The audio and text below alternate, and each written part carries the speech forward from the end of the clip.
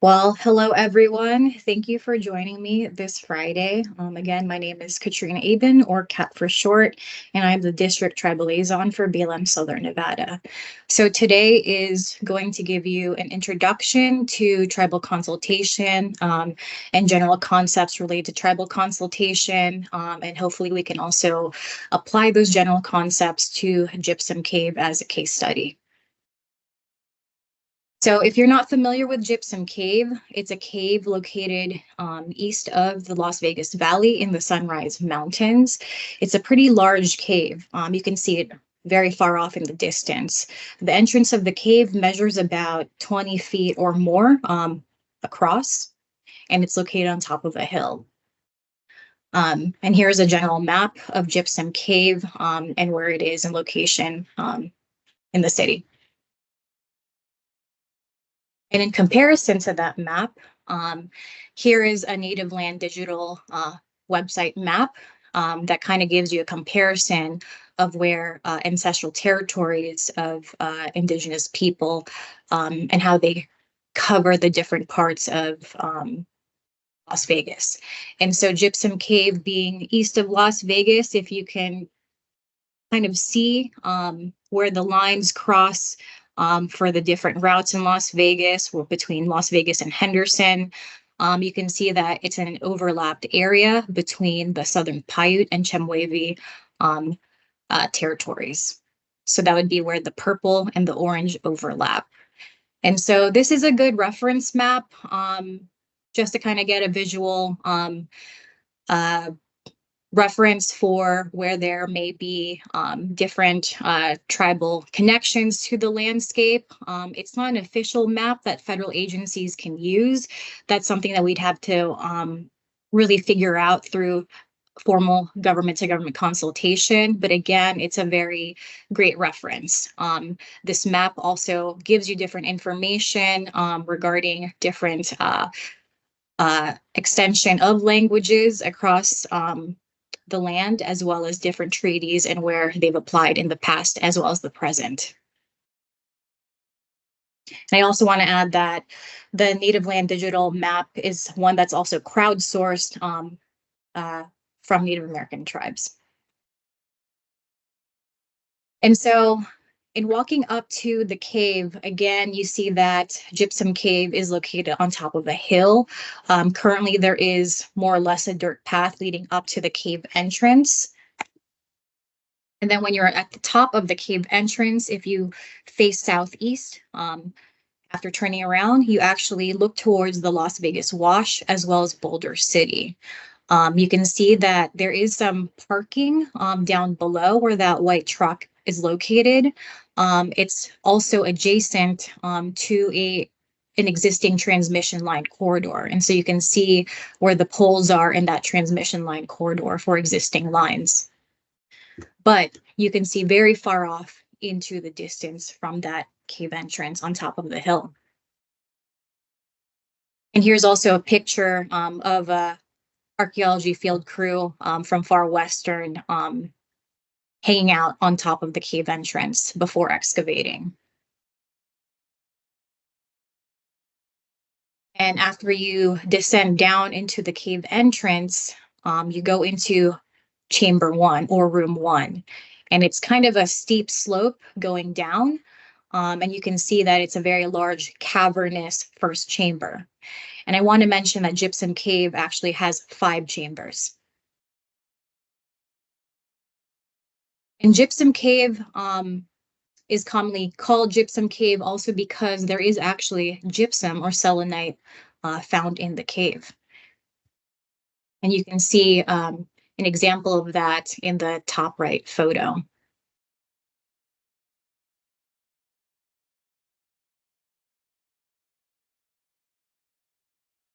And so with Gypsum Cave, we know that it's an archaeological site, but it's also known as a traditional cultural property that has connections to the Southern Paiute and Chemehuevi people.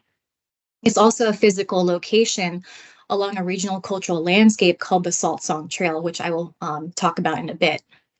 In the late 20th and early 21st centuries, ethnographic information recorded memories of its use as early as the 1940s, in which case people may receive a sacred dream or song for traditional practices or receive a special ability by visiting and staying in the cave. Gypsum Cave is also known as Music Cave. And so with the archaeologists who excavated in the early 2000s, they actually did find remnants of flutes, as you see below on the bottom right of the presentation.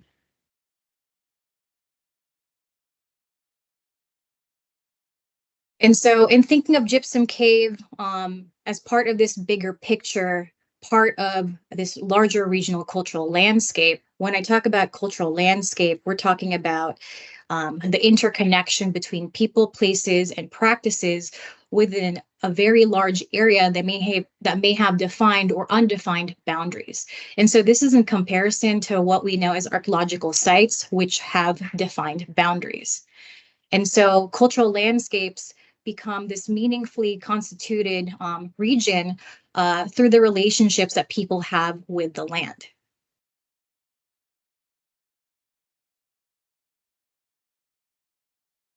And specifically for cultural landscapes, Gypsum Cave is part of a regional cultural landscape known as the Salt Song Trail. And so the Salt Song Trail is both the physical and metaphysical landscape and trail that travels through various states. So from the map, you can see that it covers both southern Nevada, southern California, northwest Arizona, and southwest Utah. The Cultural Conservancy, which is affiliated with the Chemehuevi Indian tribe, actually put together this map and did a lot of research regarding the Salt Song Trail. And they defined the trail as representing the sacred journeys of ancestral spirits and serves as a map of Southern Paiute sacred and historical sites and communities. Salt, along with other medicinal herbs and other important resources, were gathered along the trail. And so additionally, after someone passes away, salt song singers also sing songs to assist the transition of the deceased to the next world. And so with the songs that people sing or receive, these really pass on Indigenous knowledge of the land to future generations for Indigenous communities. So again, I just want to emphasize that even though we talk about Gypsum Cave as a singular archaeological site, it is in fact part of this larger regional landscape that is still very much important to present Native communities.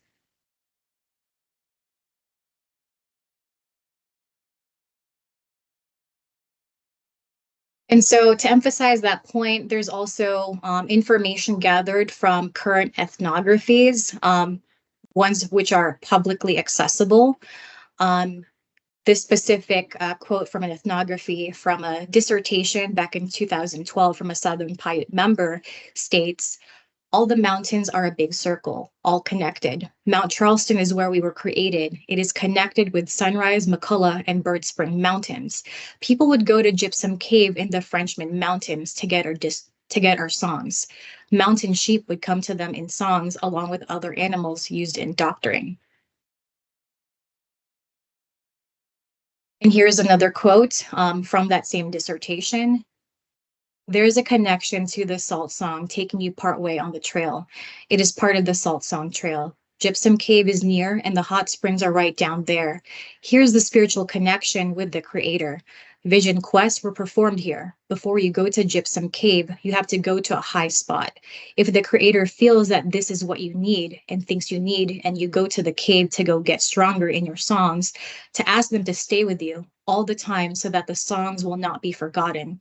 The songs and what you do to prepare and receive them, it's so spiritual. You have to do it with the right frame of mind and have a connection with the Creator.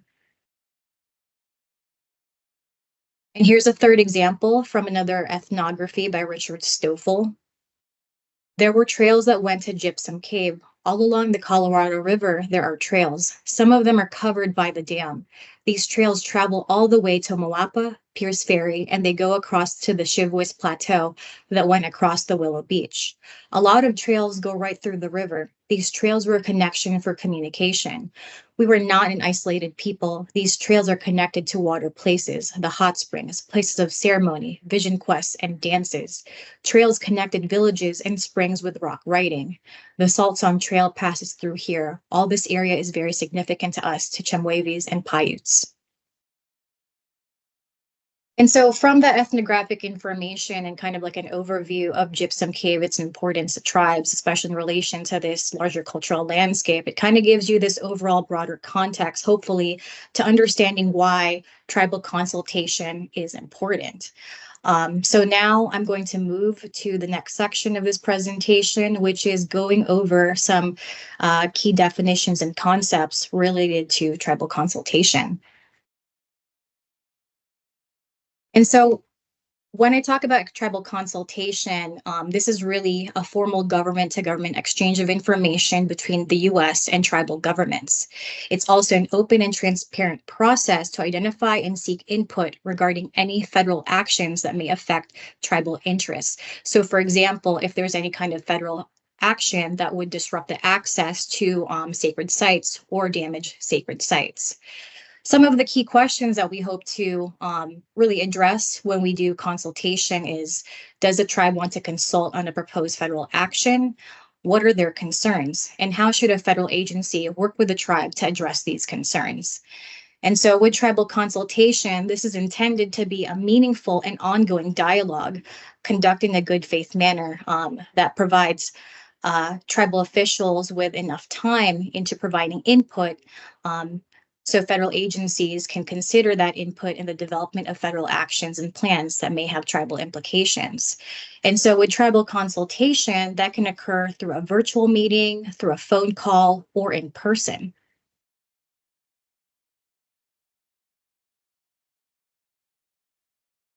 For formal consultation, this really is characterized by consultation with a federally recognized tribal government. So this is any Indian or Alaska Native tribe, band, nation, pueblo, village, or community that the Secretary of the Interior acknowledges to exist as an Indian tribe pursuant to the federally recognized Indian Tribe List Act of 1994. So this is really something important to consider because this also means that unfortunately, non-federally recognized tribes would not be included in government-to-government consultation, although non-federally recognized tribes can still participate in some of the federal processes as interested parties for Section 106 as well as NEPA. And so informal consultation, this is between decision makers, between the US government as well as elected tribal officials. And so with formal consultation, this can mean field managers or district managers from the BLM, the superintendent from the National Park Service, or any other line officers or decision makers from federal agencies. And with tribal governments, it can mean tribal leaders or also those who they designate as representatives who are delegated to be able to engage in formal consultation and decision making. So in comparison, we also have informal coordination, and that's more on the lower level of things in terms of that's mostly between federal staff and tribal staff corresponding with each other and helping to assist the decision makers for the US government and tribal governments in making decisions of whether or not they want to formally consult or even receiving kind of background information to assist in formal consultation. So, you know, as an example, I'm the tribal liaison.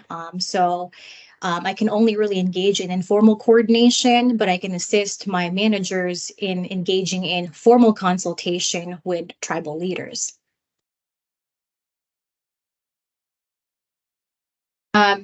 So we went over who does consultation and how we do consultation, but when do we engage in tribal consultation? So this is really important. And the answer is as early as possible. Again, tribes have their own internal processes for review, and my agency is not the only one who is sending them correspondence. A lot of tribes are getting bombarded with invitations to consultation or, other kind of important letters and communication from various agencies. And so trying to invite tribes to consult as early as possible is really important because that will provide for a more efficient process in the planning and review process that will help federal agencies in taking into consideration tribal input to address any concerns prior to making any kind of final decisions. Um, in engaging with tribes very early on. That's also being very respectful, once again, to their internal processes for review, their different schedules, and their workload capacity. For example, some tribes, their tribal councils may only meet once a month. And so if your project or proposed plan is not on that agenda, it'll get pushed back to the next month.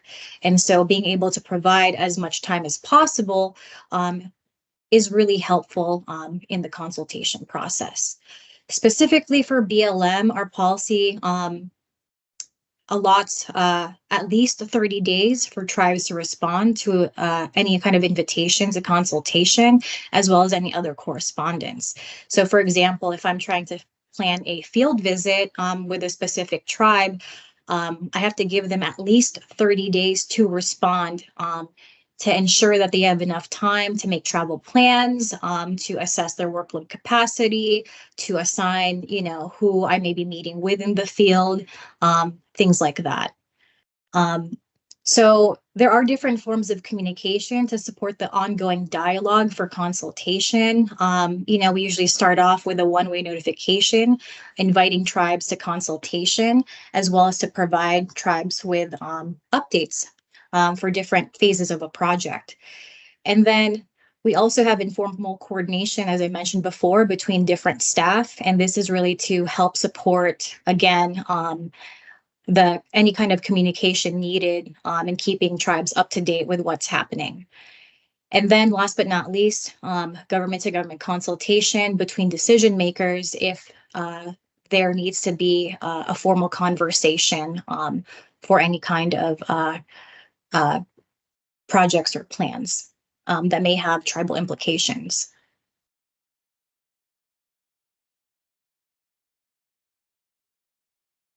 And so we kind of covered some of the basics of, how, who, and what, but why is tribal consultation important? Why do we need to engage in tribal consultation? This is something that I feel like is a very important question because it really hammers home some of the significance of what this process is supposed to be and what's supposed to do. And so, first and foremost, it recognizes the right of tribes to self-government and supporting their tribal sovereignty and self-determination as semi-sovereign nations. Second, it's also in respect of ancestral territories, as well as the past and present connections that Native American communities may have to these areas.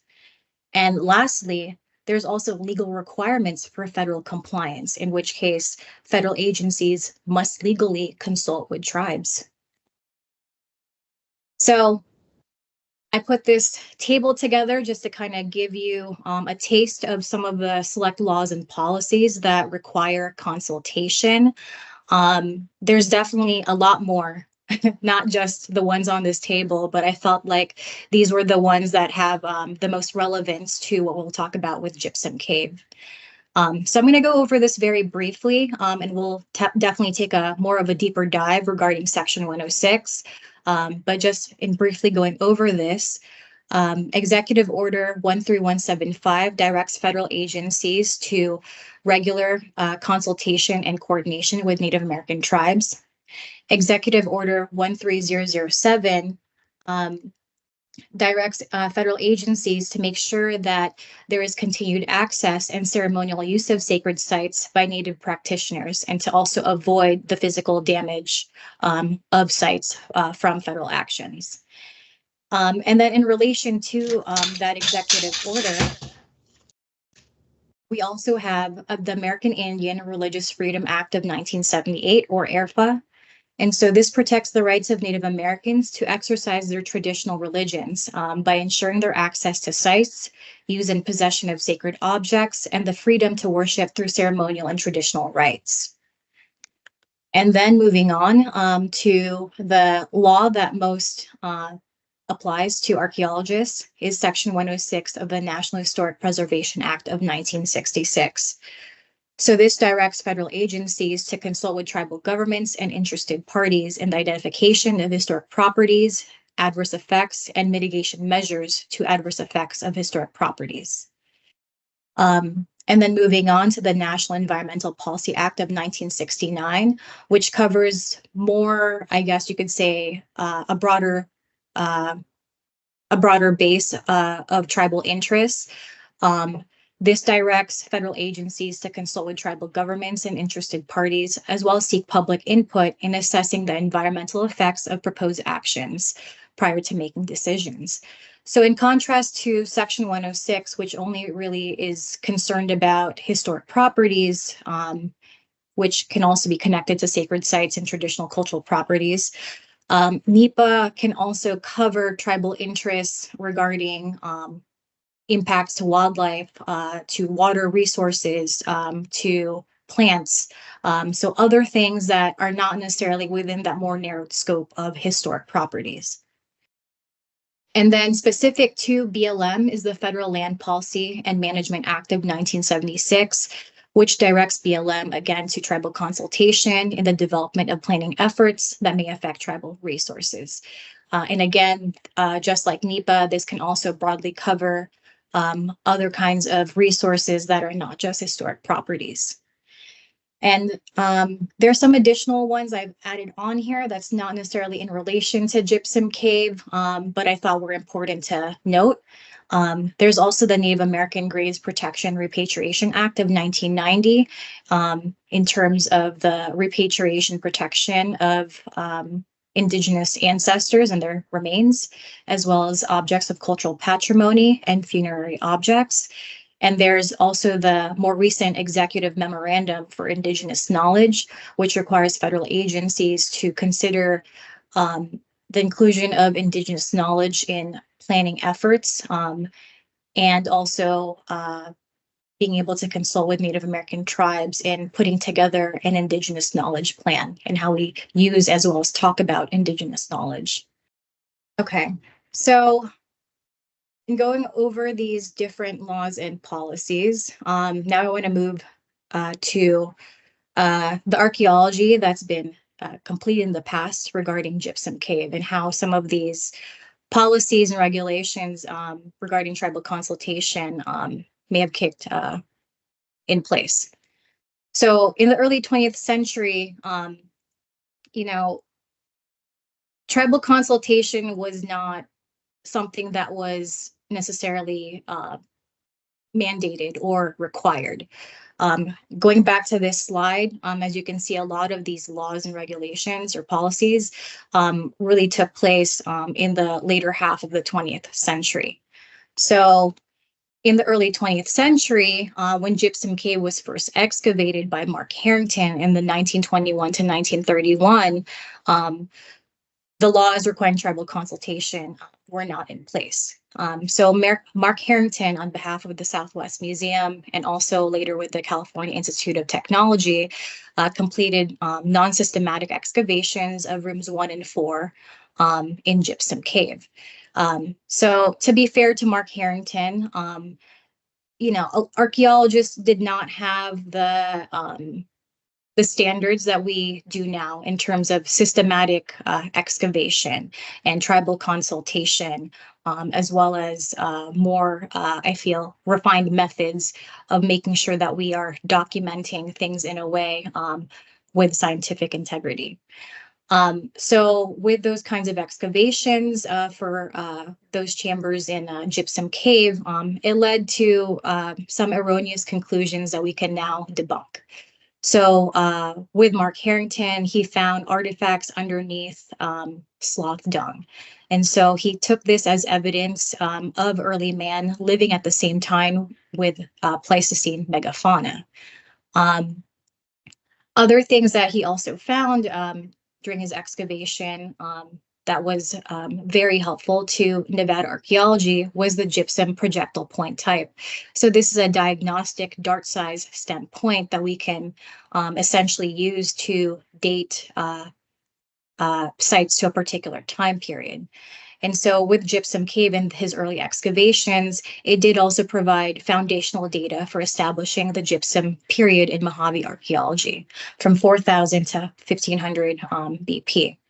And I also want to add, because I think I skipped over this, that based on these early excavations, as well as later excavations, Gypsum Cave is known as one of the oldest occupied caves in southern Nevada. And here is a map of the interior chambers of Gypsum Cave and kind of shows you where the location of the excavations were.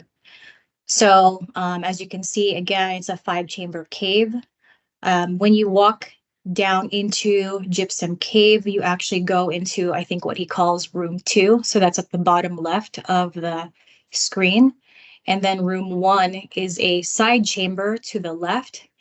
And then in getting to rooms 3, 4, and 5, you would actually have to go through a very tight squeeze down through a very narrow drop, I guess you could say. And so there is some light in rooms 1 and 2, but of course, rooms 3, 4, and 5 are all in darkness. And so from Harrington's excavations, some of the things that he's found as example for artifacts include lithic points, hafted dart and blade weaponry, painted wooden shafts decorated with green, red, white, and black painted geometric designs, ornamental gypsum items, gaming pieces, and wooden flutes. For paleontological remains, you have remains of the giant Shasta ground sloth, which you see reproduction of on the right side of your screen, as well as horse and camel. And from these different things excavated, the artifacts went to the Autry Museum of the American West. And in 1957, the vertebra fossils went to the vertebra paleontology collections at the Natural History Museum of Los Angeles County.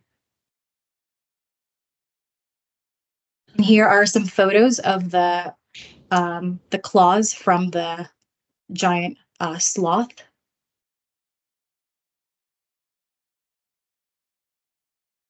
As you can see in comparison to his hand, just how big that is.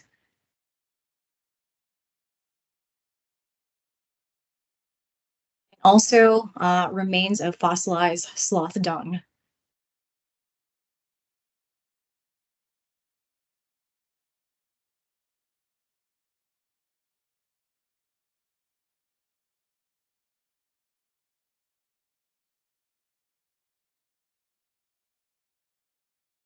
So again, when Mark Harrington excavated Gypsum Cave, he did not have the technology that we have now in trying to determine chronology or dates.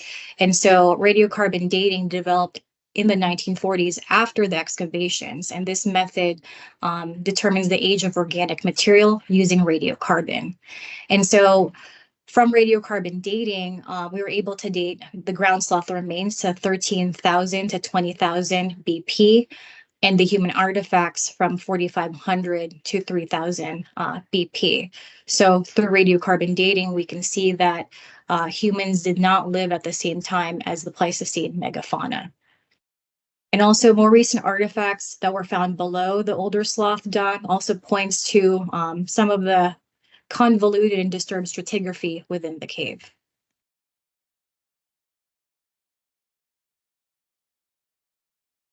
And so the picture I have up here, I found this really neat photo from the UNLV Lead Library Special Collections. It shows you either room 1 or maybe room 3, um, and how that looked like in 1932 after excavations, or maybe during excavations. You can still see also a shovel uh, on the right side of that photo.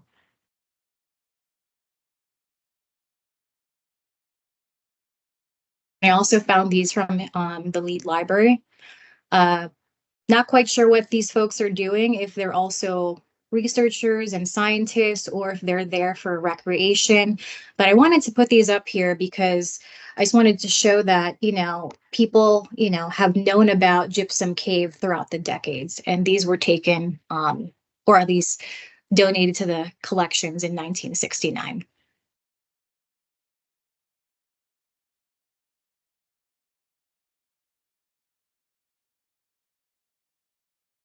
And so in moving on to more of the present, and trying to apply some of those basic concepts related to tribal consultation, and also what tribal consultation is, how it's supposed to be done, who's doing it, and when it's supposed to happen.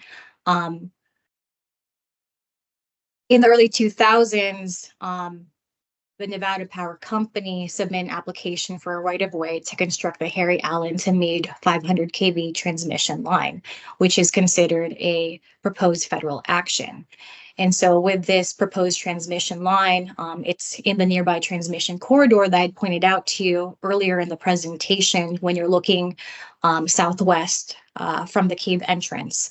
And that transmission corridor is located less than a mile away from Gypsum Cave. And so in thinking of that table again of select laws and policies, what laws come to your mind, perhaps, that may require consultation for this type of proposed federal action?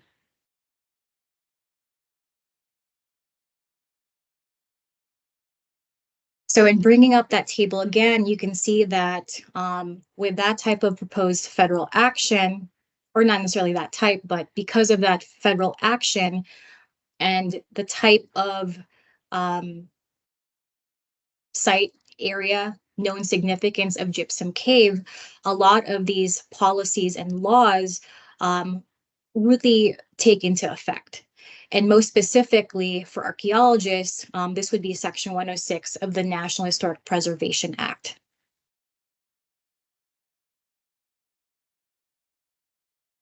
And so with Section 106, this requires the identification of historic properties, the determination of adverse effects to historic properties, and the mitigation of those adverse effects. And when I say adverse effects, those can either be direct, like physical disturbance, physically damaging a site or a historic property, or indirect effect, something that could be auditory or visual, just really depending on what that site is known for or significant. So with a historic property, this is defined as an intact and at least 50 years old district, building, structure, site, or object with national, state, or local significance that is eligible for listing in the National Register of Historic Places. And so in order to be considered eligible, more or less, you would have to fit at least one of the 4 criterion, in which case criteria A, the properties associated with events that have made a significant contribution to the broad patterns of history. Criteria B, properties associated with the lives of significant persons in the past. And criteria C, properties associated with a distinct architectural style. And criteria D, property has yielded or is likely to yield information important to prehistory or history. And so through the cultural survey that was required through Section 106, Gypsum Cave was identified as a historic property eligible for the National Register based on a couple factors. So from previous ethnographies, was determined to be a traditional cultural property to Southern Paiute and Chemehuevi people. It also hit criteria A, a property being associated with events that have made a significant contribution to the broad patterns of history and being an example of Middle Archaic period in archaeology. And then for criterion B, the property being associated with the lives of significant persons in the past. And again, the one that people mostly know about is Mark Harrington. This does not mean that it's also, significant to or have importance or connection to Native people, perhaps Native folks. But the ones that has been identified for criterion B has been Mark Harrington because of his excavations and him being a known archaeologist. And then last but not least, criterion D, property has the potential to yield or has yielded information important to prehistory or history. So not only with the artifacts as well as the other items that have already been excavated in the past as well as in the present, but also the potential for other items under the surface. And then eventually, Gypsum Cave was officially nominated to the National Register in 2010. And then to the right of the text, you see photos also from the excavation from the 2000s by Far Western.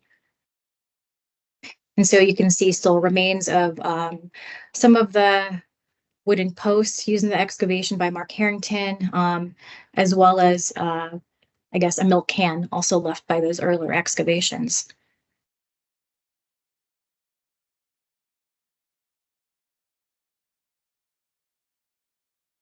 And so with Section 106, tribal consultation is required.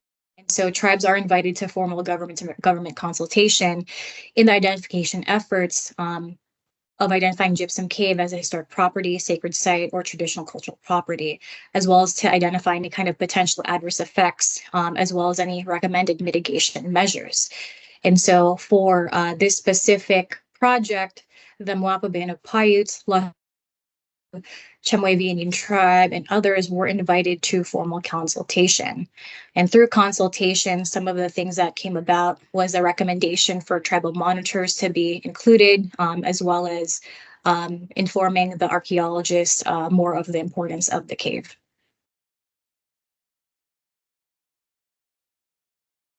And so through the Section 106 review and consultation, it was identified that the cave would be adversely affected through indirect effects. Again, the transmission line is not in, does not go through Gypsum Cave. It is adjacent to Gypsum Cave, less than a mile away. And so the adverse effect was through indirect effects. So with the proposed mitigation measures, excavation was one of those measures that was identified. And again, when considering mitigation measures by the archaeologists, consultation with tribes is also part of that ongoing process. And so in 2004, Far Western excavated Gypsum Cave with different tribal members, including, as someone had asked me earlier today, Kenny Anderson from the Las Vegas Paiute tribe. And also, interestingly, from the Pit River Indians, you also had tribal members also participating in the excavation, including the descendant of one of the archaeologists that actually worked with Mark Harrington, who was also a Pit River Indian. And so again, with the mitigation measures and excavating, rooms 1 and 3 were excavated, as well as having revisited Mark Harrington's collections to analyze with modern methods and research questions. And the general goals for this excavation was to better identify the chronology and occupational history of Gypsum Cave, address broader questions of hunting technology as well as ceremonial practices. And here are photos comparing excavations in room 1 between the excavations in the 2000s versus Mark Harrington in the 1930s.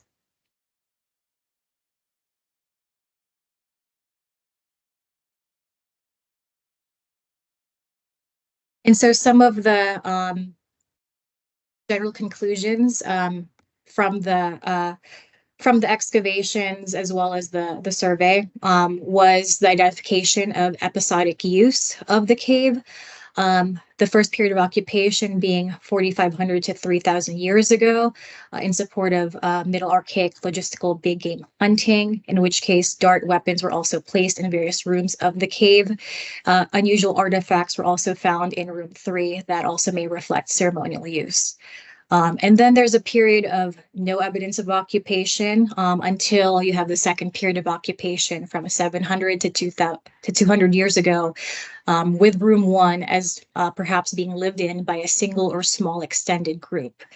And there were middens found that had evidence of daily practices, such as burned wood, small mammal and bighorn remains, fire-cracked milling gear, yucca cordage, lithic scatters for tool making, and scraps of a rabbit skin blanket, as well as many others. And then last but not least, in more recent years, the last 200 to 100 years, there was no evidence of habitation, but based on ethnographic information, we do know that there is cultural importance still of the cave, based on the recent memory of individuals who discuss the importance of the cave in providing power or providing a sacred dream or song to folks who still use the caves today.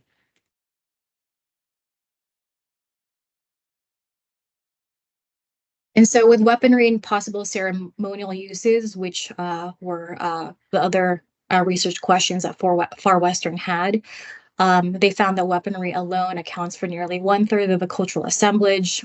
Dart fragments outnumbered the arrow fragments by more than 15 to 1.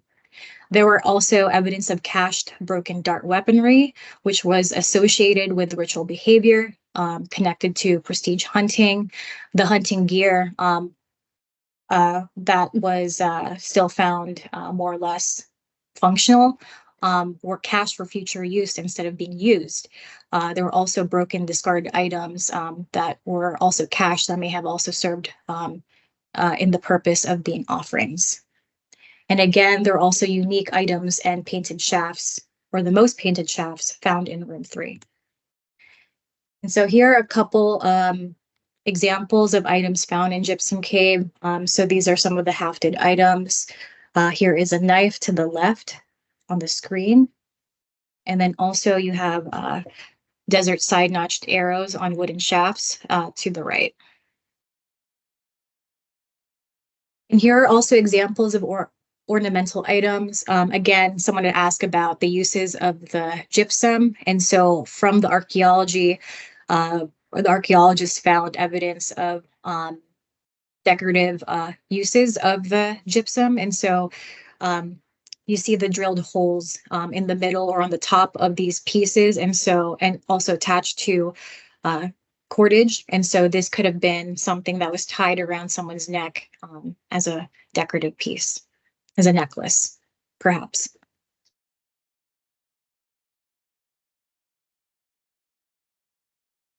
There's also examples of the painted weaponry or dart shafts. So you can see that there's different designs in different colors on these dart shafts.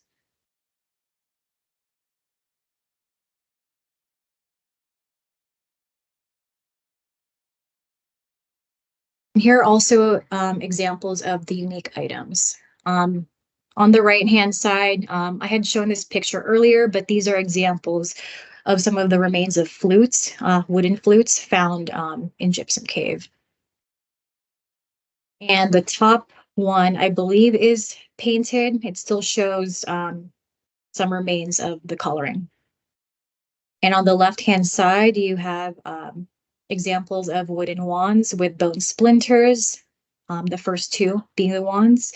And then the bottom 2 are what the archaeologists consider to be gaming pieces.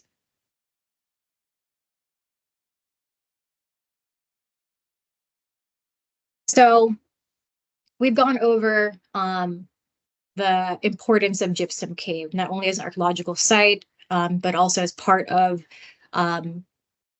this larger regional cultural landscape to present Native American communities today, as well as the importance of Gypsum Cave to Native Americans in the past. Unfortunately, because of the proximity to the city, Gypsum Cave has a really big issue with a lot of graffiti vandalism. It's kind of something that's been consistent over the years. We can't really, there's no clear answer of how to, prevent folks from doing graffiti in this area. Again, it's so close to the city that folks know about this and, for one reason or another, choose to hang out in Gypsum Cave and graffiti, unfortunately. And so there have been protection and cleanup efforts in the past. Yeah, I mean, as you can see, there have been efforts of protecting and cleaning up the cave for years. And so again, this I believe was in the early 2000s. We put in a post and cable fence to prevent people from going off-road and driving up the hill to go to the cave entrance. There was also a lock gate, I believe,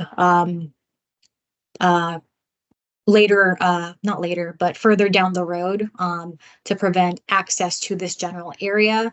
Also, signage was put up, basically telling people that, this is an archaeological site and do not destroy this archaeological site or you will have to face ramifications from ARPA. So we have been trying to do some protective measures for Gypsum Cave for years with the help of Samantha, Rayette, and site stewards. Thank you so much. In recent years, this has continued on. I will say that since I joined BLM 5 years ago, in 2020, when folks were not going out, folks were not able to, really work outside of the home. A lot of folks were teleworking. Federal agency personnel were teleworking. A lot of graffiti vandalism came back up as an issue. And that's something that we are still trying to address today and working with tribes to try to address this issue. And so, again, tribal consultation, it's an ongoing process. It's part of developing relationships with tribes. Just because a project may end, you still continue on as federal agency personnel or volunteers or whoever in trying to make sure that that you are still addressing the concerns brought up in consultation or coordination, since we're all essentially trying to steward these lands together. And so with continued consultation, in 2007, there was the Gypsum Cave and Karst Resource Management Workshop that identified some of those earlier issues with graffiti vandalism and had some proposed recommendations. And then again, in November 2021, we were notified by the Moapa Band of Paiutes of that problem of increased graffiti occurring in and around Gypsum Cave. And so we reached out to Moapa Band of Paiutes and other tribes to have a teleconference meeting to discuss those current issues of vandalism. And then very shortly thereafter, we hosted a field visit to the cave, assisted by caving specialists from BLM Arizona Strip District. Unfortunately, the Southern Nevada District does not have any caving specialists, and so we had to rely on others from a different district, from a different state, to safely guide tribal members into the cave. Again, it's a big cave, 5 chambers, and it's a deep descent, or not a deep, but it's a steep descent going into the cave and then having to crawl through narrow openings to get to the back 3 chambers. And so we were able to at least provide that kind of safely guided tour by caving specialists to tribal leaders and members who attended that day. And then in March 2022, those same caving specialists were given the task of completing an interior cave condition assessment report to provide a comprehensive assessment of the graffiti inside the cave and what exactly is in the cave. And then last year in March, there was another tribal meeting to discuss that interior cave condition assessment report and really trying to get a understanding of some of the recommended protection measures that tribes were comfortable with. And then we hope to have another tribal meeting this year to continue those discussions for proposed protection measures. I want to add on here that it's not something as simple as putting, perhaps like a gate over the cave entrance. There are also things to consider in terms of what is the most respectful way of putting in protection measures, given that the cave as a landscape feature is not just considered to be like an inanimate part of the environment to some Native American tribes. There's also a general idea that caves are alive. They're an animate aspect of the landscape, and so we want to proceed with as much respectful recognition of Indigenous worldviews, values, and beliefs of Gypsum Cave to make sure that any kind of protection measures that are implemented are ones that are also respectful. So that's all I have for today. I know that was a little bit of everything. So thanks for bearing with me, guys. And yeah, thank you so much.